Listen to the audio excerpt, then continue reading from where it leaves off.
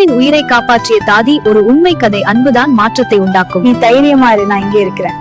8 வயதே ஆன ஈத்தனுக்கு ஆஸ்பத்திரி சுவர்கள் பழகி போயின. விளையாட வேண்டிய வயசில் படுக்கையே அவனுக்கு உலகமானது. கல்லீரல் செயலிடு மருத்துவர்கள் சொன்ன வார்த்தை புரியவில்லை என்றாலும் பெற்றோரின் கண்ணீர் ஈதனை பயமுறுத்தியது. குடும்பத்தில் யாருடைய கல்லீரலும் அவனுக்கு பொருந்தவில்லை. ஒவ்வொரு நொடியும் ஈதனின் உயிர் ஊசலாடி கொண்டிருந்தது. அந்த நேரத்தில் தான் லின்ஷே என்ற நர்ஸ் தேவதையாய் வந்தாள்.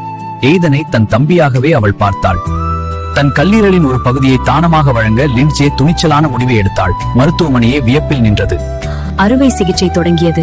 ஒரு உயிர் இன்னொரு உயிரை காக்க தன்னையே தியாகம் செய்ய தயாரானது. போராட்டம் வென்றது. ஈதனின் உடலில் புதிய கல்லீரல் துடிக்கத் தொடங்கியது. 2 உயிர்களும் பிழைத்துக் கொண்டன. சில மாதங்களுக்கு பின் இருவரும் சந்தித்தனர். அந்த தழும்புகள் வெறும் வடுக்கள் அல்ல, அவை அன்பின் அடையாளங்கள்.